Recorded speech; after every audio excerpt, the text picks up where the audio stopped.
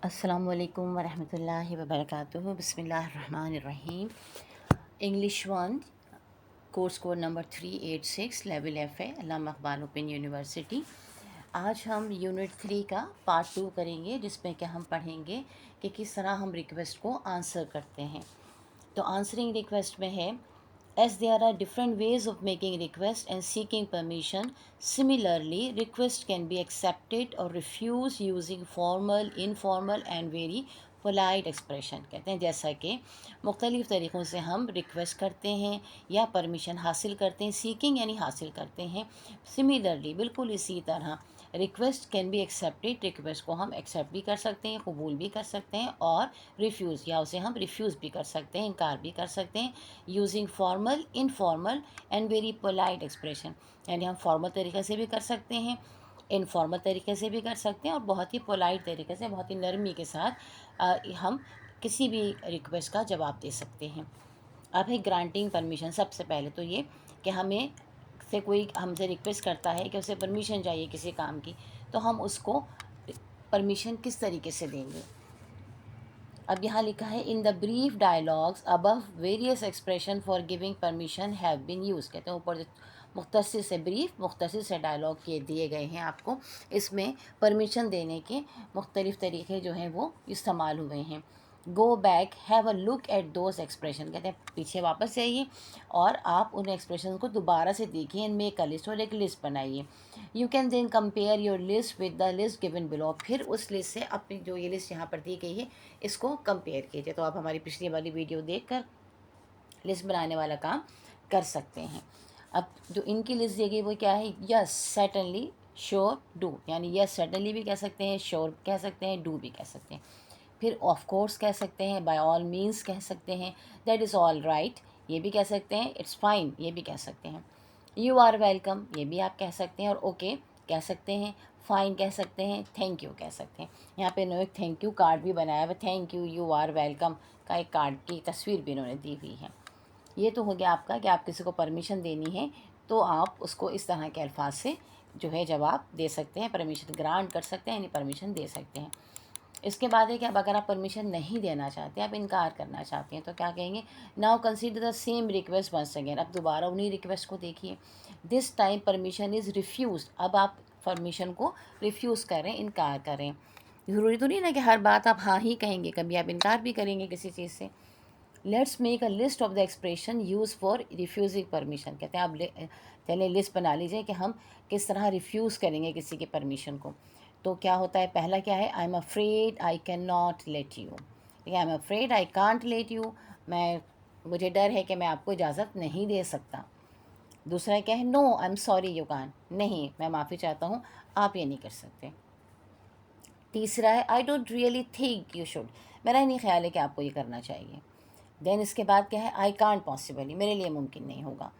Then I would like to but, मैं करना तो चाहता हूँ मगर, फिर आगे आप जो भी अपनी वजह है उस वजह को आप बयान कर सकते हैं। तो ये तो तरीक़े थे रिफ्यूज़ करने के। अब इसके बाद आपके पास एक आ रहा है A5। We hope by now you have a good idea about how to make request और सीक परमिशन। कहते हैं हमें ये उम्मीद है कि अब तक आपको ये आइडिया हो गया होगा कि किस तरह हमें जो है वो रिक्वेस्ट लेनी चाहिए या परमिशन हासिल, रिक्वेस्ट करनी चाहिए और परमिशन हासिल करनी चाहिए है, and how to give and refuse permission, और किस तरह हमें किसी परमिशन को रिफ्यूज़ करना है या उसको हमें इजाज़त देनी है, यानी इजाज़त देने से इनकार करना है, इजाज़त देनी है। Following are a few situation. कहते हैं अब ये जो है कुछ सिचुएशंस हैं, how would you seek permission in each particular situation. कहते हैं अब इस सिचुएशन में आप बताइए कि आप किस तरीके से परमिशन लेंगे। Let us have some practice. कहते हैं चलिए कुछ प्रैक्टिस करते हैं। अब नंबर 1 है, you are sitting in your colleagues room. आप अपने दोस्त के रूम में बैठे हुए हैं। हु डज़ नॉट स्मोक, वो सिगरेट नहीं पीता, अच्छा बच्चा है भैया सिगरेट नहीं पीता। यू वॉन्ट टू स्मोक, लेकिन आप गंदे बच्चे हैं, आप स्मोक करना चाहते हैं। ठीक है, गंदे बच्चे लिखा हुआ नहीं है यहाँ पे, मैं आपको कह रही हूँ कि आप स्मोक करना चाहते हैं, गलत बात है। ऐसी मिसाल भी नहीं देनी चाहिए पढ़ने वाले स्टूडेंट्स के लिए, खासकर एफ़ए के स्टूडेंट्स के लिए। इस उम्र में अगर खुदा ना खासा कोई बच्चा इस बुरी लत में पड़ जाएगा सिगरेट वगैरह पीने की, तो आगे जाके क्या हाल होगा, ये तो नशा है। बहरहाल चलें, खैर अल्लाह इन लोगों को भी हिदायत दे और किताब में अच्छी बातें लिखें। लेकिन बहरहाल ऐसी सिचुएशंस आती हैं लाइफ में कि जब कि कभी आपको ये ज़रूरत पड़ जाती है कि भाई आप किसी ऐसी जगह पर होते हैं जहाँ के लोग सिगरेट पी रहे होते हैं, बल्कि हमें तो ये ज़रूरत पड़ती है कि हम उन्हें मना करेंगे भाई सिगरेट मत पियो, हमें इससे एलर्जी है, हमें खांसी आने लगती है। खैर खैर, अब ऐसी कोई सिचुएशन हो जिसमें कि आप पीना चाहते हो, दोस्त आपका नहीं पीता हो, वो अच्छा बच्चा है, तो अब आप क्या कहेंगे? आप कहेंगे excuse me would you mind if I smoked here. कहते हैं माफ़ी चाहता हूँ, क्या आपको बुरा लगेगा अगर मैं यहाँ सिगरेट पी लूँ? यानी आप बुरा तो नहीं बनाएंगे अगर मैं यहाँ सिगरेट पी लूँ? सही उर्दू में जो हम बात करेंगे तो वो ये होगी, ठीक है। अच्छा, ये फिर कंडीशनल सेंटेंस भी है। इफ़ आई स्मोक, यानी कोई चीज़ आपने नहीं की है और आप उसको कहते हैं कि अगर ऐसा हो जाए तो क्या ऐसा होगा, तो ये वाला जुमला है। कंडीशनल सेंटेंसेस भी देख लीजिएगा, आपके यूनिट 1 में कंडीशनल सेंटेंसेस भी समझाए गए हैं मेरे पास। आप प्ले लिस्ट में चेक कर लीजिएगा, आपको मिल जाएंगे इंशाल्लाह। अच्छा, आप ये भी कह सकते हैं, दूसरा आप ऐसे भी कह सकते हैं, मैं आई स्मोक हेयर प्लीज़, और पोलाइट होकर क्या मैं यहाँ सिगरेट पी सकता हूँ।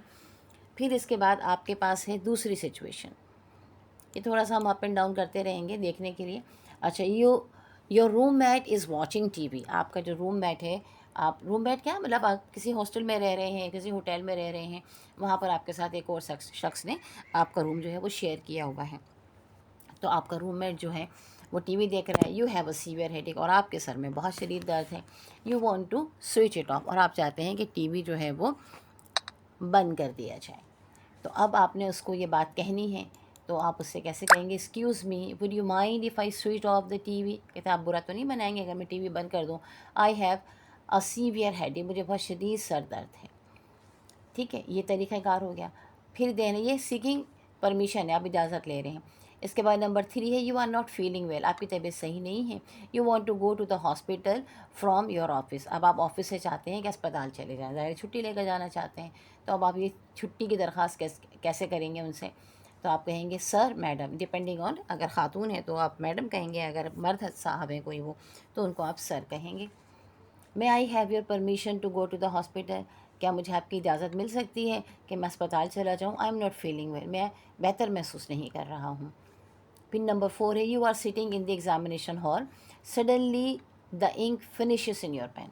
आप एग्जामिनेशन हॉल में बैठे हुए हैं और अचानक आपके पेन से इंक ख़त्म हो जाती है। अब आपने ज़ाहिर इंक लेनी है, तो आप क्या कहेंगे? Excuse me sir, madam, may I borrow a pen please, क्या मैं एक पेन उधार ले सकता हूँ? My pen has run out of ink.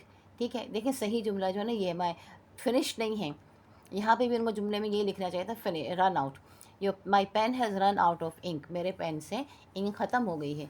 Could I please borrow a pen.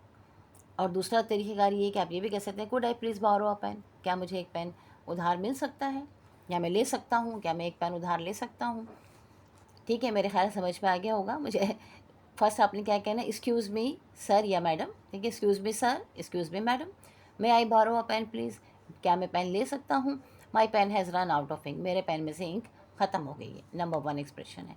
Number 2 expression आपके लिए क्या होगा कि आप अगर चाहें तो यहाँ आप, मैं इसमें लिख भी देती हूँ इसको कि बी, ताकि जब आप दोबारा अगर एक नज़र ही डालना चाहें तो आपको ये परेशानी नहीं हो कि ये दो कैसे लिखे हैं। तो ये 2 एक्सप्रेशन मैंने आपको आपकी आसानी के लिए ज़रा, कि चाहे तो ये कह लें, चाहे तो ये वो दूसरा कह लें, ये कर दिया है, ठीक है। अच्छा जी,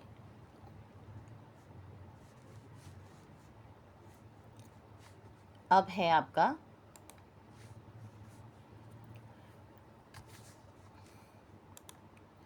नंबर 5। यू आर, नंबर 5 है, you are sitting in the examination hall. अच्छा, ये हमने पढ़ लिया था नंबर 5। अब हम आएंगे नंबर 6 पर।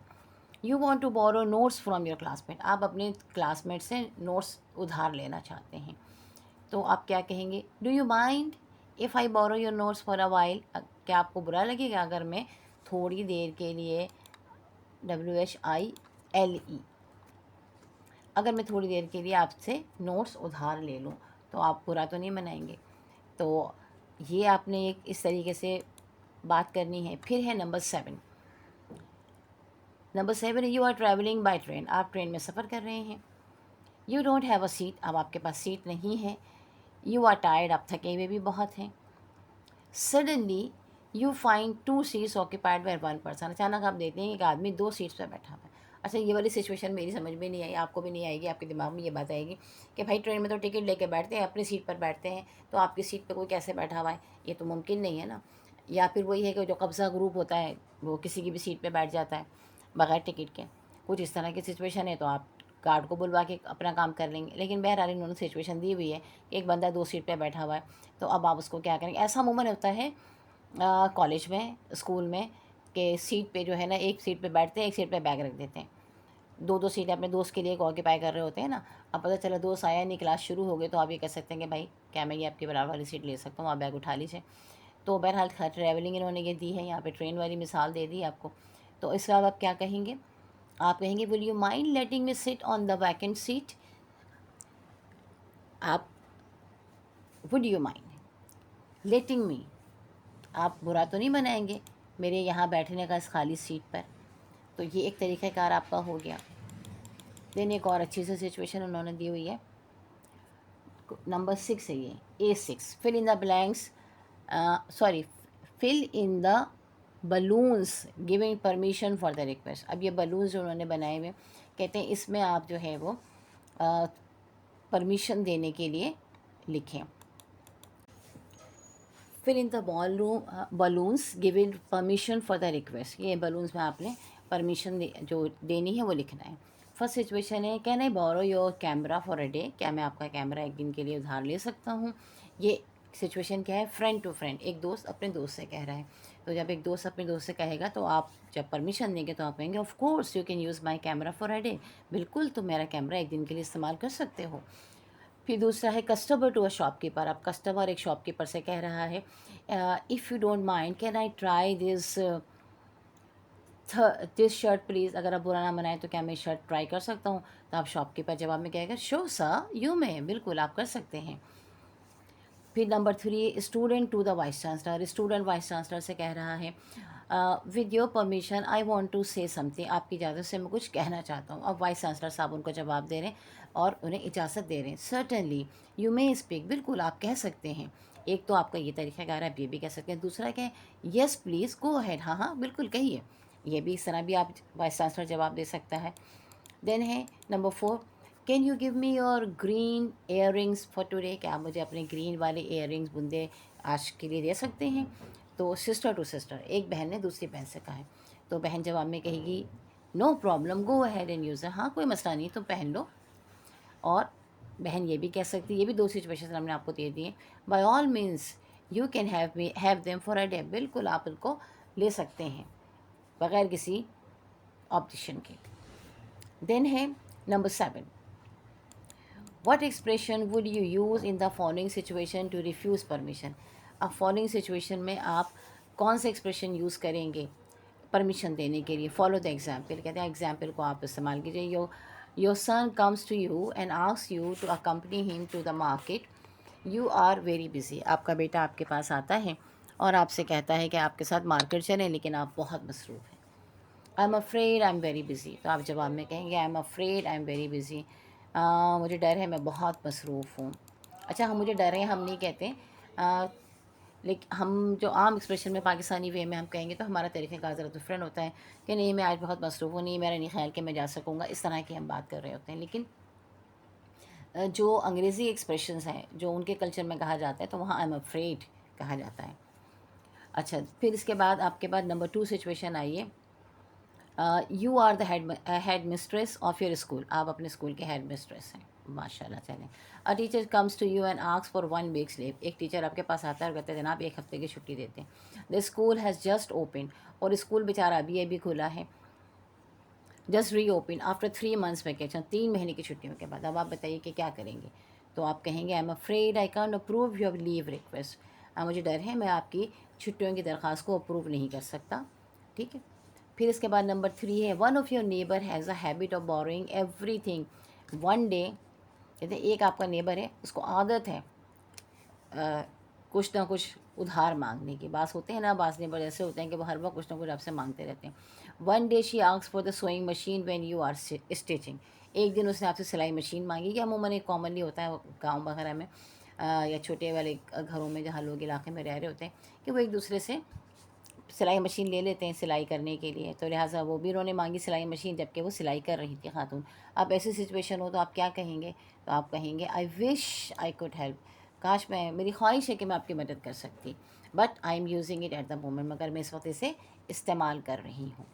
Then you are head of the institution, आप एक इंस्टीट्यूशन के हेड हैं। One employ request you for a loan, एक एम्प्लॉय आपसे लोन के लिए रिक्वेस्ट करता है।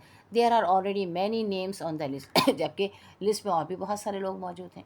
तो आप कहेंगे I am afraid I can not section your loan, मुझे डर है मैं कि आपका लोन सेक्शन नहीं कर सकता, इसकी इजाज़त नहीं दे सकता। फिर नंबर 5 है, you are going on a picnic with your friend, one of the friend ask you for the coat which you have recently bought, आप पिकनिक पे दोस्तों के साथ जा रहे हैं, एक दोस्त ने आपसे वो कोट मांगा जो आपने अभी अभी ख़रीदा है। You know your friend is very careful, आपको ये पता है कि आपका दोस्त बहुत एहतियात भी से चीज़ें इस्तेमाल करता है, तो आप क्या कहेंगे, लेकिन आपको रिफ्यूज़ करना है।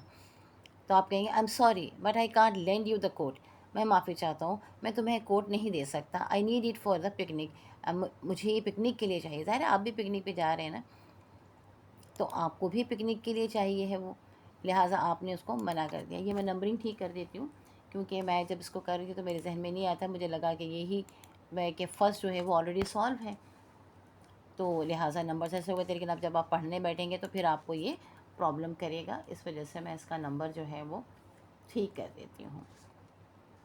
ये नंबर 4 है, ठीक। चलिए अब इसके बाद आपके पास आ जाता है हमारा section B, guessing meaning of words. ये एक बहुत इंपॉर्टेंट चीज़ है, ये देखिए ये आपको ज़रूर आना चाहिए है। असल में हम जब अपने मास्टर्स कर रहे होते थे लिंग्विस्टिक्स में, तो हमारे सर कलीम रज़ा खान में अक्सर उनका जिक्र अपनी वीडियोस में कर रहे होते हैं, क्योंकि हमारे बहुत अच्छे टीचर थे, बहुत ही अच्छे, और भी बहुत सारे अच्छे टीचर्स थे, लेकिन जो बास टीचर्स होते हैं जिनकी बातें आपको याद रह जाती हैं, तो वो हमको अक्सर समझाया करते थे कि देखें, लैंग्वेज लर्निंग इस बेसिकली इज़ अ गेसिंग गेम। ये एक गेस करने वाला गेम है कि आप ये नहीं कि हर वर्ड की मीनिंग आप याद करेंगे, कुछ आप जो हैं आपके आसपास जो वर्ड्स होंगे आप उससे आप गेस करेंगे कि भाई सिचुएशन में ये वर्ड जो है क्या मीन कर सकता है। अब है section B, guessing meaning of words. तो अब हम पढ़ेंगे, you are given a reading passage और a paragraph which is written in English, आपको एक पैराग्राफ दिया गया है जो कि अंग्रेज़ी में लिखा हुआ है। You start reading and very soon you come to a word that you do not know, आपने रीडिंग स्टार्ट की और जल्दी आपको लगा कि कोई एक लफ्ज़ ऐसा आया है जो कि आप नहीं जानते हैं, यानी जिसके मानी आपको नहीं पता है। वॉट डू यू डू, अब आप क्या करेंगे। If you are like the other students you will immediately open your dictionary, अगर आप और दूसरे स्टूडेंट्स की तरह हैं तो आप फ़ौरन डिक्शनरी खोलेंगे, and find the meaning of the word, और उस वर्ड की मीनिंग मालूम करेंगे, and right the meaning somewhere, और कहीं पर कॉपी पे ही या किताब पे ही कहीं पे हाशिए में उसकी जो मार्जिन है वहाँ पे निकलेंगे। Then you will continue reading until you find the next unfamiliar words, और फिर आप पढ़ना शुरू कर देंगे जब तक कि आपको दूसरा अजनबी अल्फाज आपके पास ना आ जाए, लफ्ज़ ना आ जाए। Once again you will have to struggle to find the meaning and the process goes on until you finish reading the text, और फिर प्रोसेस चलता रहेगा, अल्फाज आते रहेंगे, आप उसकी मीनिंग्स देखते रहेंगे। If the text is a difficult one, और अगर टेक्स्ट जो है जो आप पढ़ रहे हैं, मतन जो है जिसको हम उर्दू में कहते हैं मतन, ये भी याद रखिएगा, वो मुश्किल है। You will come across many difficult words, तो आपको बहुत सारे डिफ़िकल्ट वर्ड्स, मुश्किल अल्फाज नज़र आएंगे। And very soon you will be board consulting the dictionary every time, और बहुत जल्द आप बोर हो जाएंगे क्योंकि हर बार आप डिक्शनरी देख रहे हैं। Moreover it would take too much time and you would often finish with a rather poor understanding of the reading passage, और फिर क्या होगा, जब एक बहुत सारा टाइम भी लगेगा, और अक्सर आप इसको ख़त्म करने से पहले पहले ही जो है आपको समझ में भी नहीं आ रहा होगा, आपको रीडिंग की समझ ही नहीं आएगा कि मैं क्या पढ़ रहा हूँ, लिहाजा आप इसको छोड़ भी देंगे फिनिश करने से पहले ना। You would often finish with a rather poor understanding, या जब आप उसको ख़त्म करेंगे तो आपको बिल्कुल कम थोड़ा सा समझ में आएगा, कुछ समझ में आएगा कुछ नहीं समझ में आएगा, इसलिए कि काफ़ी सारे डिफ़िकल्ट वर्ड्स हैं, हर वर्ड की आप मीनिंग देखते हैं तो जो कॉन्टेक्स्ट है वो भी बदल जाएगा। लिहाजा अब क्या करना चाहिए आपको, the process of consulting dictionary for every difficult word can be reduced if we can guess the meaning of some of those words, कहते हैं जो ये जो प्रोसेस है बार बार मीनिंग डिक्शनरी में मीनिंग देखने का, ये कम किया जा सकता है अगर हम कुछ अल्फाज की मीनिंग गेस कर लें। These are certain words, there are certain words whose meanings can be guessed since they are related to the words we already know, कहते हैं कि यहाँ पे कुछ अल्फाज हैं जिनके के मीनिंग्स जो हैं वो रिलेटेड होते हैं आसपास के अल्फाज से जो कि हम ऑलरेडी जानते हैं। At the same time there are certain words which we do not know, और कुछ अल्फाज होते हैं जो हम बिल्कुल भी नहीं जानते, but we can guess the meaning through the context, लेकिन कॉन्टेक्स्ट से हम उसके मानी मालूम कर सकते हैं। Thus it is very important to learn how to guess the meaning of the unknown word. लिहाजा ये बहुत ज़रूरी है कि अननोन वर्ड की मीनिंग गेस करना हमें आने चाहिए। Unless we do so, the reading process will be slow, difficult and of course boring. अगर हम ऐसा नहीं करना चाहते तो क्या होगा कि हमारा रीडिंग प्रोसेस स्लो होगा, हम बहुत देर में कोई पैराग्राफ पढ़ पाएंगे और मुश्किल भी होगा हमारे लिए, और फिर हम जल्दी बोर भी हो जाएंगे। रवानी से पढ़ेंगे तो समझ में भी आएगा, रवानी नहीं होगी, बीच में अटक अटक के पढ़ेंगे तो फिर ऑब्वियसली हमें थकन भी हो जाएगी और समझ में भी नहीं आएगा। In this section we shall give you some tips to guess the meaning of difficult words. कहते हैं यहाँ पर हम आपको कुछ टिप्स देंगे ताकि आप कुछ अल्फाज के मानी जो हैं गेस कर सकें। तो अब यहाँ पे आप देखिए कि हमारे पास इन्होंने ये दिया हुआ है, यहाँ नीचे आ जाइए। जो मैंने आपको कहा है कि थोड़ा सा मेरा लैपटॉप जो है वो प्रॉब्लम कर रहा है। Consider the following example. अब ये कहते हैं कि ये फॉलोइंग एग्जाम्पल आप देखिए। 4 persons were knifed in the back by a stranger. 4 लोगों के पीछे छुरी घोंप दी गई एक अजनबी से। अब देखें तर्जुमे में तो आपको पता लग गया, नाइफ़ का मतलब है छुरी, ठीक है। बैक यानी पीछे, छुरी डाल दी गई, उनके कमर में डाल दी गई, ठीक है, एक अजनबी के साथ। अब वैसे अगर आप सिर्फ अंग्रेज़ी ही पढ़ रहे हों तो क्या होगा, we know the word knifed and we also know the knife is use to cut things, so we can guess that knife has something to do with cutting और किलिंग। हमें पता है छुरी का क्या काम है, छुरी काटने का काम करती है। अब बैक का हमें पता होता है भाई कमर है, पीछे है, तो अगर छुरी से का इस्तेमाल है और पीछे से किया गया है तो जाहिर है कि वो कुछ ना कुछ मारने के लिए इस्तेमाल किया गया होगा उसको, लिहाजा हम इसे इस्तेमाल हम समझ जाएंगे।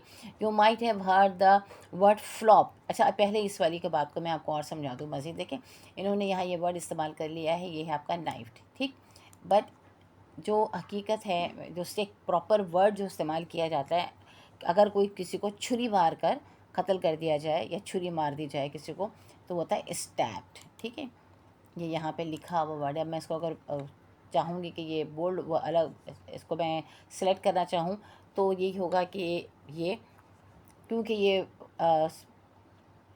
उस पर लिखा हुआ है, PDF पे लिखा हुआ है ना, तो फिर ये मुझे प्रॉब्लम करेगा। तो बस आप ये जो इसको देख लीजिएगा, STABBED स्टैप, ठीक है, यानी छुरी मार कर किसी को कत्ल कर देना, ये है। तो अब यहाँ पे ये जो नाइफ्ड है इसकी मीनिंग बेसिकली ये है। देन और आपकी समझ में भी आ गया ना कि छुरी से, ये तो ज़्यादा आसान अल्फाज में, आम अल्फाज में बता दिया। You might have heard the word flop many times. अब फ्लॉप वर्ड आपने कई मरतबा ना, ये फिल्म फ्लॉप हो गई, ये प्लान फ्लॉप हो गया, सुनते हैं ना। फॉर एग्जाम्पल द मूवी बस अ टोटल फ्लॉप, मूवी एक मुकम्मल फ्लॉप थी। What does the word flop means in the following. अब इन जुमलों में फ्लॉप का मतलब क्या है ये आपको बताना है। तो अब क्या है, computer users, computer courses being taught in schools have proven to be a complete failure. I think you need to tell them ways and strategies about how to guess meaning. है ना, computer courses being taught in school have proven to be a complete failure. Computer courses जो पढ़ाए गए हैं वो मुकम्मल तौर पर एक फेलियर है। मेरा ख्याल है कि आपको उन्हें बताना चाहिए स्ट्रेटजीज़ के हाउ टू गेस मीनिंग के, मीनिंग को कैसे किया जाए। So obviously flop means complete failure. तो हमने ये अंदाज़ा किया कि जनाब फ्लॉप का मतलब है कंप्लीट फेलियर, कि मुकम्मल तौर पर जो है किसी चीज़ का फेलियर हो गया है और वो चीज़ जो है वो अब जैसा कि उसको काम करना चाहिए था, जो उसको सक्सेस होनी चाहिए थी, वो सक्सेस उसके अंदर। तो अगर कोई चीज़ फेल हो जाए, सक्सेस ना हासिल कर सके, तो उसको हम फ्लॉप कहते हैं। Now try to guess what amputated means in the sentence below. कहते हैं अब ये वर्ड है एम्प्यूटेटेड। एम्प्यूटेटेड की मीनिंग इस जुमले में क्या है, surgeon have amputated 3 fingers from his left hand. Surgeon ने एम्प्यूटेट कर दिया है 3 उंगलियों को उसके उल्टे हाथ से। अब देखें यहाँ से अगर आप समझना चाहें सर्जन का काम क्या होता है, सर्जन का काम होता है ऑपरेशन करना, और वो जब ऑपरेशन करते हैं तो वो ऑपरेशन करके खाली बंद नहीं कर देते हैं, बंदे को खोला और बंद कर दिया, उसमें से कोई ना कोई चीज़ निकालते हैं, कोई ना कोई चीज़ काट देते हैं। अब अगर 3 उंगलियां हैं तो उसका मतलब 3 उंगलियां उन्होंने काट दी हैं, कट ऑफ कर दी हैं। तो इसका हम क्या समझेंगे कि सर्जन ने, एम्प्यूटेटेड का मतलब क्या हुआ कि सर्जन ने उसको काट दिया है, निकाल दिया है, रिमूव कर दिया है। तो लिहाजा होगा सर्जन है surgically remove 3 fingers from his hand. हम ये अंदाज़ा करेंगे कि उसने सर्जिकली उसकी 3 उंगलियां उसके हाथ से निकाल दी, कट ऑफ कर दी हैं। तो एक तो सर्जन की वजह से हमने ये अंदाज़ा लगा लिया, फिर यहाँ पे 3 फिंगर्स है, सर्जन का काम ही यही है। और क्या करते हैं वो, वरना तो दवाई वगैरह तो सर्जन तो फिजिशियन दे देता है ना, सर्जन तो यही करता है। फिर है Mister Hussain 40 suffered severe burns to both hands in February. अच्छा, मिस्टर हुसैन जो हैं 40 साल के हैं और उन्हें शदीद तौर पर वो जल गए हैं उनके दोनों हाथ फरवरी में। Doctors at Benazir Bhutto General Hospital remove 2 fingers from his left hand. तो डॉक्टर्स ने जो है उनके हाथ से दो क्या निकाल दिया है, जनरल हॉस्पिटल रिमूव 2 फिंगर, 2 उंगलियां जो है वो उनके हाथ से निकाल दी हैं उल्टे हाथ से। तो वर्ड रिमूव की जगह, ये जो वर्ड रिमूव है इसकी जगह हम क्या कर सकते हैं, हम लिख सकते हैं एम्प्यूटेटेड।